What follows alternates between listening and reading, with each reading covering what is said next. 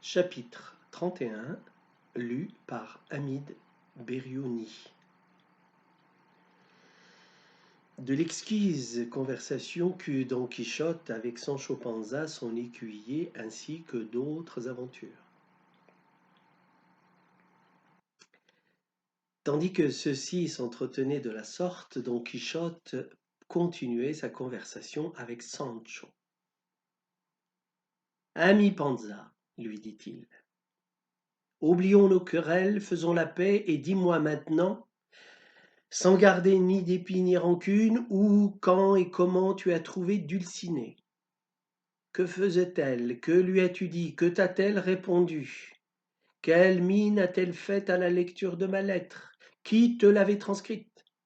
Enfin, de ce qui te semblera digne en cette aventure d'être demandé et d'être su, dis-le-moi, sans faire de mensonge, sans rien allonger pour augmenter mon plaisir, mais aussi sans rien accourcir pour me le diminuer.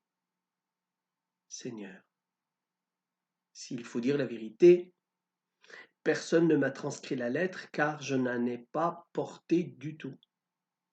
C'est comme tu le dis, reprit Don Quichotte, car 2 jours après ton départ, j'ai trouvé le livre de poche où je l'avais écrite, ce qui me causa une peine extrême, ne sachant ce que tu allais faire quand tu te verrais sans la lettre. Et je croyais toujours que tu reviendrais la chercher dès que tu te serais aperçu qu'elle te manquait. C'est bien ce que j'aurais fait, répondit Sancho, si je ne l'avais apprise par cœur quand votre grâce m'en fit la lecture, de manière que je la récitais à un sacristain qui me la transcrivit de mémoire sur le papier, si bien mot pour mot qu'il me dit qu'en tous les jours de sa vie, eh bien, qu'il eût vu force billets d'enterrement, il n'avait jamais lu si gentille lettre que celle-là. Et la sais-tu encore par cœur, Sancho? Demanda Don Quichotte. Non, Seigneur, répondit Sancho, car dès que je l'eus donné au sacristain, comme je vis qu'il ne me servait à rien de la retenir, je me mis à l'oublier.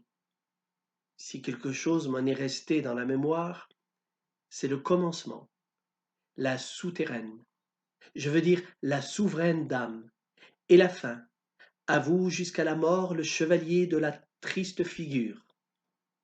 Et entre ces deux choses, j'ai mis plus de 300 âmes, vies et beaux yeux. Tout ceci ne me déplaît pas, reprit Don Quichotte. Continue ton récit. Quand tu es arrivé près d'elle, que faisait cette reine de beauté? À coup sûr, tu l'auras trouvée enfilant un collier de perles ou brodant avec un fil d'or quelques devises amoureuses pour ce chevalier, son captif. Je l'ai trouvée, répondit Sancho, qui vannait 2 setiers de blé dans sa basse-cour. Eh bien, reprit Don Quichotte, tu peux compter que, touchés par ses mains, les grains de ce blé se convertissaient en grains de perles. Mais as-tu fait attention si c'était du pur froment, bien lourd ou bien brun? Ce n'était que du seigle blond, répliqua Sancho. Je t'assure pourtant, reprit Don Quichotte, qu'après avoir été vanné par ses mains, ce seigle aura fait du pain de fines fleurs de froment. Mais passons outre. Quand tu lui as donné ma lettre, l'a-t-elle baisée? L'a-t-elle élevée sur sa tête? A-t-elle fait quelque cérémonie digne d'une telle épître? Qu'a-t-elle fait enfin? Au moment où j'allais la lui remettre, répondit Sancho, elle était dans toute la fougue de son opération. En secouant et secouant une bonne poignée de blé qui remplissait son van, alors elle me dit, mon garçon, mettez cette lettre sur ce sac. Je ne pense pas la lire que je n'ai fini de vanner tout ce qui est là. Ô discrète personne, s'écria Don Quichotte, c'était pour la lire à son aise et en savourer toutes les expressions.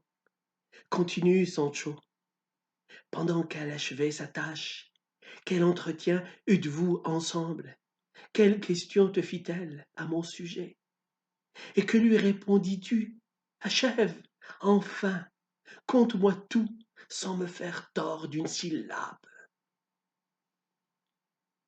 Elle ne m'a rien demandé, répliqua Sancho. Mais moi, je lui ai dit de quelle manière votre grâce était restée à faire pénitence pour son service, que vous étiez nu de la ceinture au cou, perdu au fond des montagnes et des rochers, comme un vrai sauvage, couchant sur la terre sans manger pain sur table et sans vous peigner la barbe, mais pleurant, soupirant et maudissant votre fortune. En disant que je maudissais ma fortune, tu as mal dit, reprit Don Quichotte, car au contraire, je la bénis et la bénirai tous les jours de ma vie, de ce qu'elle m'a rendu digne de mériter d'aimer une aussi grande dame que Dulcinée du Toboso. Elle est si grande en effet, répondit Sancho, qu'en bonne conscience elle me passe la tête de 3 doigts. Mais comment le sais-tu, Sancho? Reprit Don Quichotte, tu t'es donc mesuré avec elle? Je me suis mesuré de cette façon, répondit Sancho. Comme un prochant pour l'aider à charger un sac de blé sur un âne, nous nous trouvâmes si près l'un de l'autre que je pus bien voir qu'elle avait la tête de plus que moi. Mais n'est-il pas vrai, ajouta Don Quichotte, qu'elle accompagne et par cette grandeur du corps, par 1 million de grâces de l'esprit? Il est une chose de moins que tu ne nieras pas, Sancho. Quand tu t'es approché tout près d'elle, n'as-tu pas senti une odeur exquise, un parfum d'aromates, je ne sais quoi de doux et d'embaumé, une exhalaison, une exhalaison délicieuse, comme si tu eusses été dans la boutique d'un élégant parfumeur? Tout ce que je puis dire, répondit Sancho, c'est que j'ai senti une petite odeur un peu homasse, et c'était sans doute parce qu'à force d'exercice, elle suait à grosses gouttes. Ce n'est pas cela, répliqua Don Quichotte.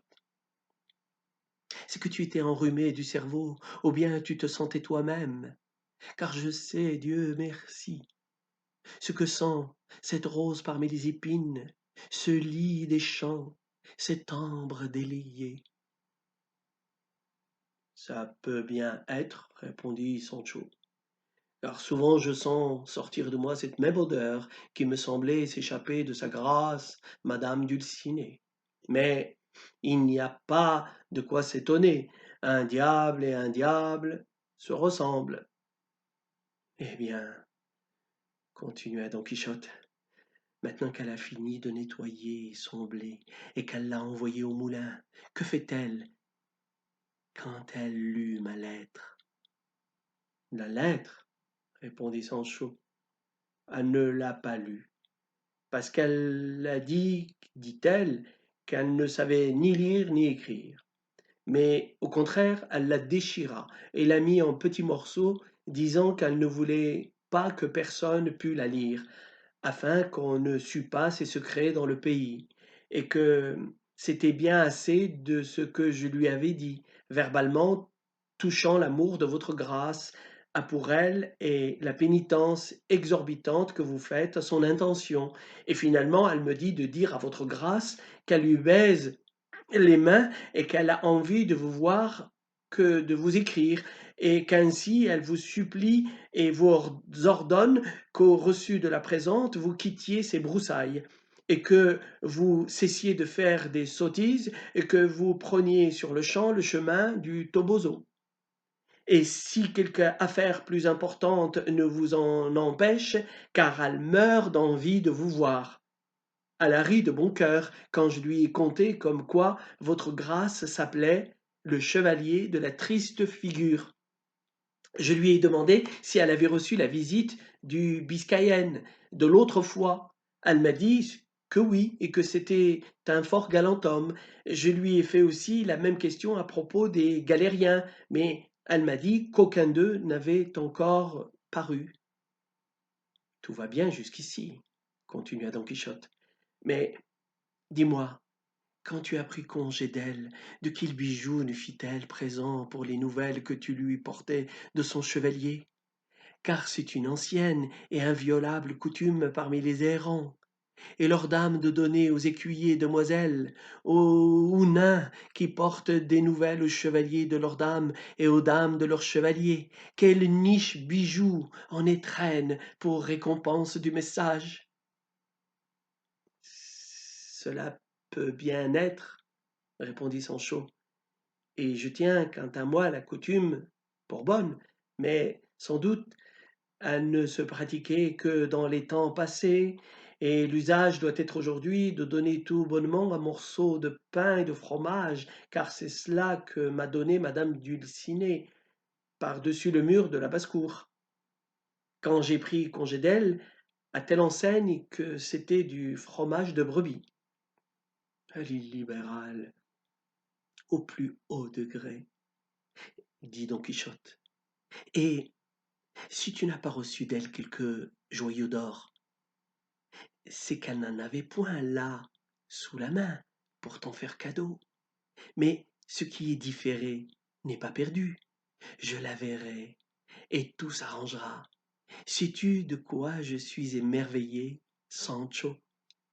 C'est qu'il me semble que tu as fait par les airs ton voyage d'aller et de venue, car tu n'as pas mis guère plus de 3 jours pour aller et venir de ces montagnes au Toboso. Et d'ici là, il y a 30 bonnes lieues au moins. Cela me fait penser que ce sage magicien qui prend soin de mes affaires et qui est mon ami, car il faut bien qu'à toute force j'en ai un, sous peine de ne point être un bon et vrai chevalier errant, ce magicien, dis-je, a dû t'aider à cheminer sans que tu t'en aperçusses. En effet, il y a de ces sages qui vous prennent un chevalier errant au chaud du lit, et sans savoir comment la chose s'est faite, celui-ci s'éveille le lendemain à 1000 lieues de l'endroit où il s'était couché. S'il n'en était pas ainsi, jamais les chevaliers errants ne pourraient se secourir les uns les autres dans leur péril, comme ils se secourent à tout propos. Il arrivera que l'un d'eux ait à combattre dans les montagnes de l'Arménie contre quelque vampire ou quelque andriaque, ou bien contre un autre chevalier, et que dans la bataille il court danger de mort, et voilà que tout à coup, quand il y pense le moins, arrive sur un nuage ou sur un char de feu quelque autre chevalier de ses amis qui se trouvait peu d'heures auparavant en Angleterre. Celui-ci prend sa défense, lui sauve la vie, et, à la nuit venue, se retrouve en son logis, assis à table et soupant, tout à son aise, et pourtant, d'un endroit à l'autre, il y a bien 2 ou 3 000 lieues. Tout cela se fait par la science et l'adresse de ces sages enchanteurs qui veillent sur ces valeureux chevaliers. Aussi, ami Sancho, ne fais-je aucune difficulté de croire que tu sois réellement allé et venu d'ici au Toboso, ainsi que je te le disais, quelque sage de mes amis t'aura porté à vol d'oiseau sans que tu t'en sois aperçu. C'est bien possible, répondit Sancho, car Rocinante allait, par ma foi, d'un tel train qu'on aurait dit un âne de bohémien avec du vif argent dans les oreilles. Que dis-tu? Du vif argent? S'écria Don Quichotte. C'était bien une légion de diables, gens, qui cheminent et font cheminer les autres, sans jamais se lasser, autant qu'ils en ont fantaisie. Mais laissons cela de côté. Dis-moi, est-ce qu'il te semble que je doive faire maintenant touchant l'ordre que m'envoie madame d'aller lui rendre visite? Je vois bien que je suis dans l'obligation d'obéir à son commandement. Mais alors, je me vois aussi dans l'impossibilité d'accomplir le don que j'ai octroyé à la princesse qui nous accompagne, et les lois de la chevalerie m'obligeant à satisfaire plutôt à ma parole qu'à mon plaisir. D'une part, me presse et me sollicite le désir de revoir madame, et d'une autre part, m'excite et m'appelle la foi promise et la gloire dont cette entreprise doit me combler. Me voici ce que je pense faire. Je vais cheminer en toute hâte et me rendre bien vite où se trouve ce géant. En arrivant, je lui couperai la tête et je rétablirai paisiblement la princesse dans ses états. Cela fait, je pars et viens revoir cet astre dont la lumière illumine mes sens. Alors je lui donnerai de telles excuses que, loin de s'irriter, elle s'applaudira de mon retard. Voyant qu'il tourne au profit de sa gloire et de sa renommée, car toutes celles que j'ai acquises, que j'acquiers et que j'acquerrai par les armes dans les cours de cette vie, vient de la faveur qu'elle m'accorde et de ce que je lui appartiens. Sainte Vierge, s'écria Sancho, que votre grâce est faible de cervelle. Mais dites-moi, Seigneur, est-ce que vous pensez faire tout ce chemin-là pour prendre l'air? Est-ce que vous laissez passer et perdre l'occasion d'un si haut mariage, où la dot est un royaume qui a plus de 20 000 lieues de tour, à ce que je me suis laissé dire, qui regorge de toutes les choses nécessaires au soutien de la vie humaine, et qui est enfin plus grand que le Portugal et la Castille ensemble? Oh, taisez-vous, pour l'amour de Dieu, et rougissez de ce que vous avez dit, et suivez mon conseil, et pardonnez-moi, et mariez-vous dans le premier village où nous trouverons un curé, et sinon, voici notre licencié qui en fera l'office à merveille. Et prenez garde que je suis d'âge à donner des avis, et que celui que je vous donne vous va comme un gant, car mieux vaut le passereau dans la main que la grue qui vole au loin quand on te donne tant le doigt. Car mieux vaut le passereau dans la main que la grue qui vole au loin, et quand on te donne l'anneau, tends le doigt. Garde toi-même, Sancho, répondit Don Quichotte. Tu ne me donnes pas le conseil de me marier, pour que je sois roi dès que j'aurai tué le géant, et que j'ai alors toutes mes aises pour te faire des grâces et te donner ce que je t'ai promis. Je t'avertis que sans me marier, je puis très facilement accomplir ton souhait. Avant de commencer la bataille, je ferai la clause et condition que si j'en sors vainqueur, on devra, que je me marie ou non, me donner une partie du royaume pour que je puisse la donner à qui me conviendra. Et quand on me l'aura donnée, à qui veux-tu que je la donne, si ce n'est à toi?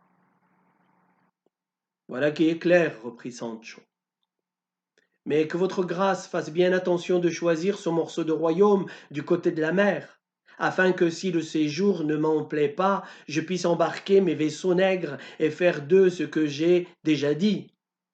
Et ne prenez pas souci d'aller faire pour le moment visite à madame Dulcinée, mais allez vite tuer le géant et finissez cette affaire qui me semble en bonne foi de Dieu de grand honneur et de grand profit. Je te dis, Sancho, répondit Don Quichotte, que tu es dans le vrai de la chose, et je suivrai ton conseil quant à ce qui est d'aller plutôt avec la princesse qu'auprès de Dulcinée. Mais je t'avertis de ne rien dire à personne, pas même à ceux qui viennent avec nous, de ceux dont nous venons de jaser et de convenir, car puisque Dulcinée a tant de modestie et de réserve qu'elle ne veut pas qu'on sache rien de ses secrets, il serait fort mal qu'on les sût par moi ou par un autre à ma place. Mais s'il en est ainsi, répliqua Sancho, comment votre grâce s'avise-t-elle d'envoyer tous ceux que son bras a vaincus se présenter devant madame Dulcinée? N'est-ce pas signé de votre nom que vous l'aimez bien et que vous êtes son amoureux? Et puisque vous obligez tous ces gens-là à s'aller jeter à 2 genoux devant elle et à lui dire qu'il vient de votre part lui prêter obéissance, comment sauront garder vos secrets à tous deux? Oh, que tu es simple et benêt! S'écria Don Quichotte. Ne vois-tu pas, Sancho, que tout cela tourne à sa gloire, à son élévation? Sache donc que, dans notre style de chevalerie, c'est un grand honneur pour une dame d'avoir plusieurs chevaliers errants à son service, sans que leur pensée aille plus loin pour que le plaisir de la servir, seulement parce que c'est elle, et sans espérer d'autre récompense de leurs vœux et de leurs bons offices, sinon qu'elle veuille bien les admettre pour ses chevaliers. Mais, reprit Sancho, c'est de cette façon d'amour que j'ai entendu prêcher qu'il fallait aimer notre Seigneur pour lui-même sans que nous y fussions poussés par l'espérance du paradis ou par la crainte de l'enfer, bien que je me contentasse, quant à moi, de l'aimer et de le servir pour quelque raison que ce fût. Diable, sois du vilain! S'écria Don Quichotte. Quelle heureuse saillie là parfois! On dirait vraiment que tu as étudié à Salamanque. Eh bien, ma foi, je ne sais pas seulement lire, répondit Sancho. En ce moment, maître Nicolas leur cria d'attendre un peu, parce que ses compagnons voulaient se désaltérer à une fontaine qui se trouvait sur le bord du chemin. Don Quichotte s'arrêta au grand plaisir de Sancho, qui se sentait déjà las de tant mentir et qui avait grande peur que son maître ne le prît sur le fait. Car bien qu'il sût que Dulcinée était une paysanne du Toboso, il ne l'avait vue de sa vie. Pendant cet intervalle, Cardenio s'était vêtu des habits que portait Dorothée quand ils la rencontrèrent, lesquels, quoiqu'ils ne fussent pas fort bons, valaient 10 fois mieux que ceux qu'il ôtait. Ils mirent tous pied à terre auprès de la fontaine, et des provisions que le curé avait prises à l'hôtellerie, ils apaisèrent quelque peu le grand appétit qui les talonnait. Pendant leur collation, un jeune garçon vint à passer sur le chemin. Il s'arrêta pour regarder attentivement ceux qui étaient assis à la fontaine, puis accourut tout d'un coup vers Don Quichotte, et, lui embrassant les jambes, il se mit à pleurer à chaudes larmes. Ah, mon bon seigneur, s'écria-t-il, est-ce que votre grâce ne me reconnaît pas? Regardez-moi bien, je suis ce pauvre André que votre grâce délia du chêne où il était attaché. À ces mots, Don Quichotte le reconnut, et le prenant par la main, se tourna gravement vers la compagnie. Afin que vos grâces, leur dit-il, voient clairement de quelle importance il est qu'il y ait au monde des chevaliers errants pour redresser les torts et les griefs qui commettent les hommes insolents et pervers. Il faut que vous sachiez qu'il y a quelques jours passant auprès d'un bois, j'entendais des cris et des accents plaintifs comme d'une personne affligée et souffrante.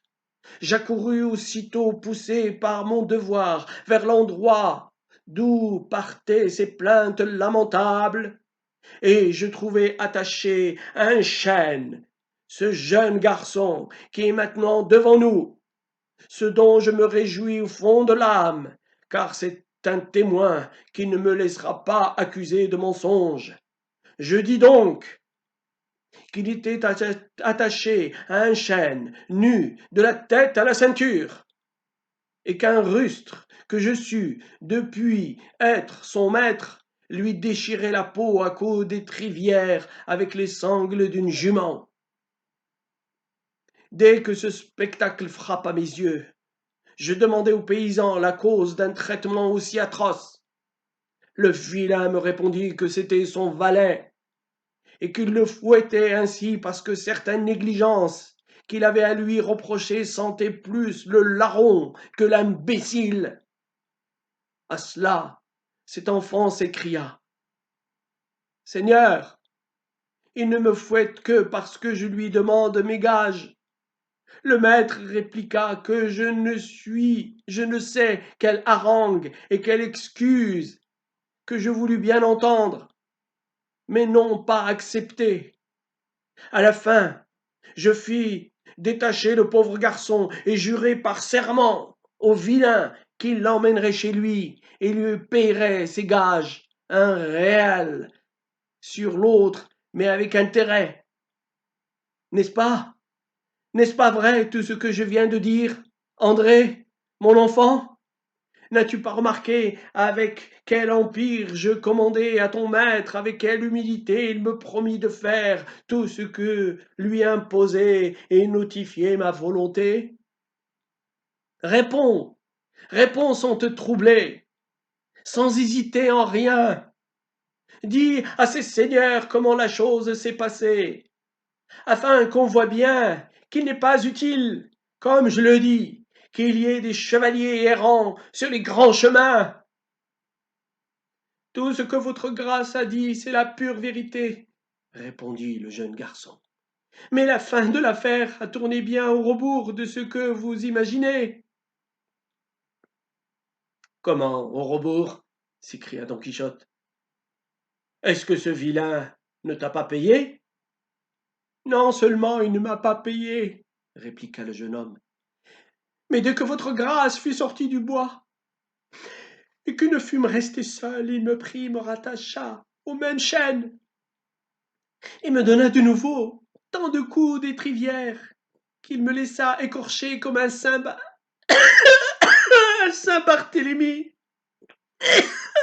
Et chaque coup qu'il m'appliquait, il l'assaisonnait d'un badinage ou d'une raillerie pour se moquer de votre grâce, tellement que, sans la douleur de mes côtes, je ris de bon cœur de ce qu'il disait. Enfin, il me mit en tel état que depuis ce temps je suis resté à l'hôpital pour me guérir du mal que ce méchant homme me fit alors. Et de tout cela, c'est votre grâce qui en a la faute. Car si vous aviez choisi votre chemin sans venir où l'on ne vous appelait pas, et sans vous mêler des affaires d'autrui, mon maître se serait contenté de me donner une ou deux douzaines de coups de fouet, puis il m'aurait lâché et m'aurait payé tout ce qu'il me devait. Mais votre grâce vint l'insulter si mal à propos, et lui dire tant d'impertinence, que la colère lui monta au nez. Et comme il ne put se venger sur vous, c'est sur moi que le nuage a crevé. Si bien qu'à ce que je crois, je ne deviendrai homme en toute ma vie. Le mal fut, dit Don Quichotte, que je m'éloignai trop tôt, et que je ne restai pas jusqu'à ce que tu fusses payé. J'aurais dû savoir en effet par longue expérience que jamais vilain ne garde sa promesse, à moins qu'il ne trouve son compte à la garder. Mais tu te rappelles bien, André, que j'ai juré, s'il ne te payait pas, de revenir le chercher, et que je le trouverais, se fût-il caché dans le ventre de la baleine. Oui, c'est vrai, répondit André, mais ça n'a servi à rien. Maintenant tu vas voir si ça sert à quelque chose, s'écria Don Quichotte. Et disant cela, il se leva brusquement, appela Sancho, et lui commanda de sceller Rocinante, qui s'était mise à paître pendant que les autres mangeaient. Dorothée demanda alors à Don Quichotte ce qu'il pensait faire, Celui-ci répondit qu'il pensait aller chercher le vilain, le châtier de sa brutalité et faire payer André jusqu'au dernier maravédi, en dépit de tous les vilains du monde qui voudraient y trouver à redire.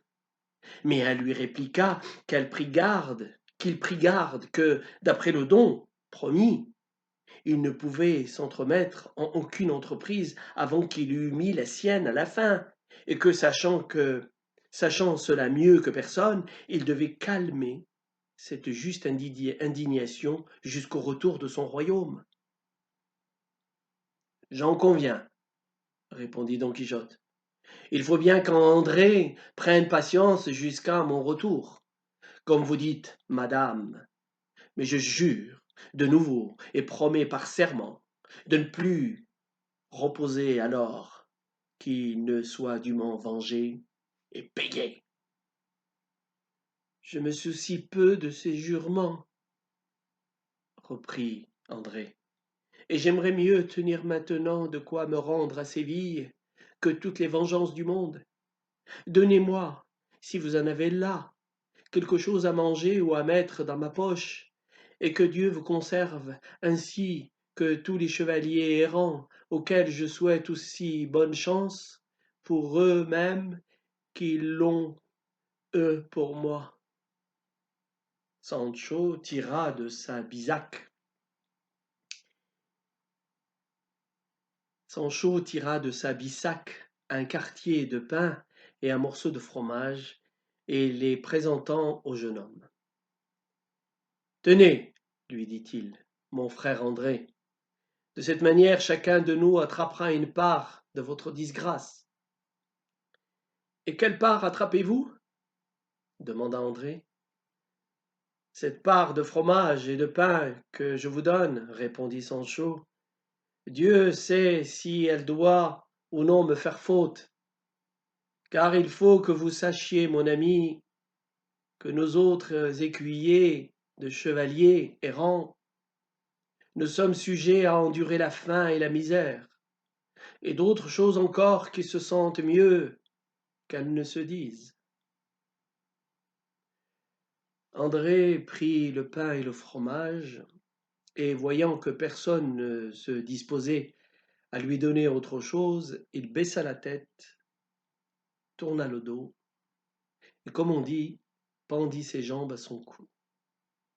Toutefois, il se retourna en partant et dit à Don Quichotte: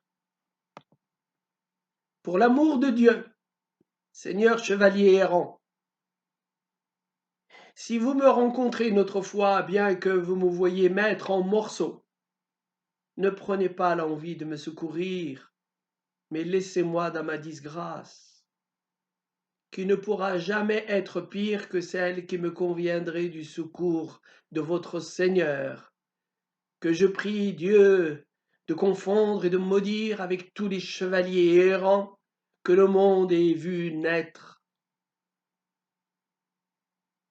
Don Quichotte se levait pour châtier ce petit insolent, mais l'autre se mit à courir de façon que personne n'eut l'idée de le suivre. Notre chevalier resta donc sur la place, tout honteux de l'histoire d'André, et les autres eurent besoin de faire grande attention à ne point éclater de rire pour ne pas achever de le fâcher. Tout de bon.